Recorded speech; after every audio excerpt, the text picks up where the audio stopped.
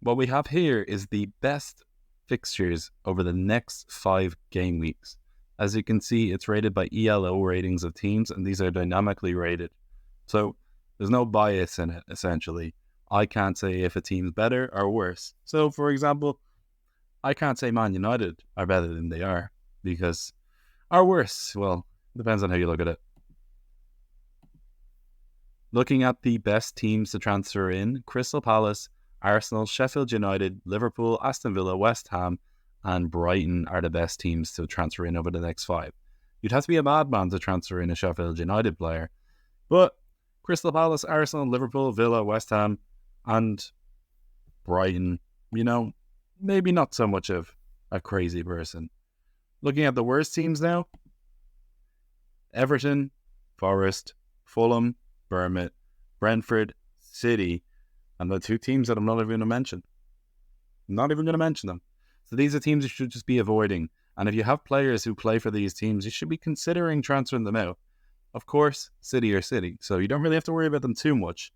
But defensively, I'm not sure I'd get many of their players in.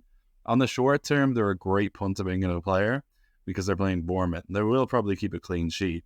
But if you're looking to transfer in a defender for somebody like, let's say, Trippier or Schär, you probably shouldn't look at a City defender, even though they do have the highest percentage chance of a clean sheet this game week. From looking at these fixtures, we're going to go through a number of players that you should be thinking about transferring in to your team this game week. First up, it's Darwin Núñez. As I've already said, Liverpool have a great set of fixtures coming up, and Núñez seems to be nailed on to start. It's unfortunate the reason why he is, because of, what's happened to Luis Diaz. But Cody Gakpo's also come back in. But Núñez seems to be finding some form. Honestly, the fixture for Luton alone is worth having him in your team. So he is somebody, and his price point especially at 7.5 million, somebody should be targeting to bring in. He's super cheap, super differential, and he's a really good pick in the short term and in the medium term too. Next up then as well is Eddie Nketiah. He is 5.6 million. Newcastle away is probably not the best fixture to target him in, but Arsenal's fixtures do turn after that. They've got a lot of nice fixtures, and I do think the sort of word on the street is that Gabriel Jesus is probably going to be out a little bit longer than people anticipated. So Nketiah is certainly a player that you should be considering bringing in this game week. After that, it's a player that a lot of people abandoned a while ago. It's Moussa Diaby. Diaby's only 6.8 million, and he scored quite a few points last week. He hauled, and Nottingham Forest as well. It's not the easiest place to go, but the fixtures after that are also good. Villa have really good fixtures.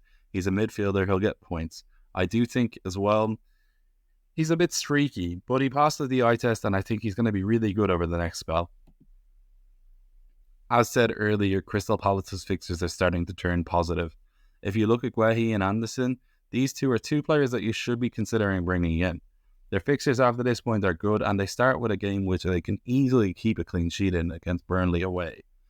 Guehi and Anderson, the difference is so marginal between them, but the difference is also 0.4 million.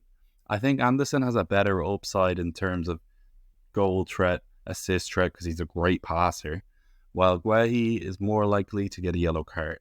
I think if you have the extra 4 million, it's probably worth going for Anderson over Guehi. Next up, I'm just going to ask you to subscribe. Really nice. This video is going to be nice and short. I'm going to try and keep it like this for the transfer video as well as the captaincy video. So next up after this, I'm going to be discussing who to captain this week. Starting off, we're going with a differential. If you like playing it wild, go with Hwang this week. He's playing against Sheffield United, and he's been scoring goals galore. I think he's a really good idea if you're looking to chase points. Personally, I wouldn't do it, but I'm not really looking to chase points. After that, it's Son Heung-min. Some people might look at Chelsea as a difficult game. It's a London derby, but Chelsea are not good.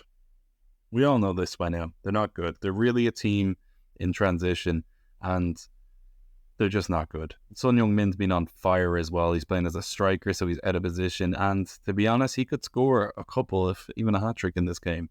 Son's always been known for overperforming against the stronger sides, so I don't really know what that means anymore against Chelsea.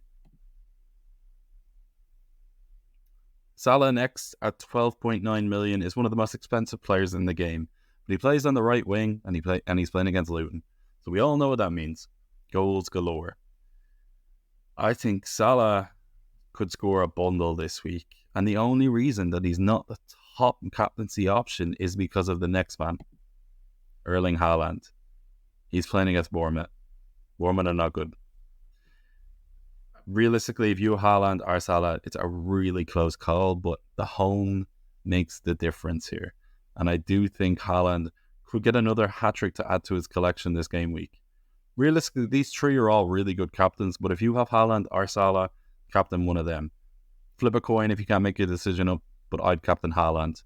Anyway, these are the top 4 captaincy choices that I would go with, starting from Haaland, who's number 1, Salah at number 2, Son at number 3, and Hwang has the differential.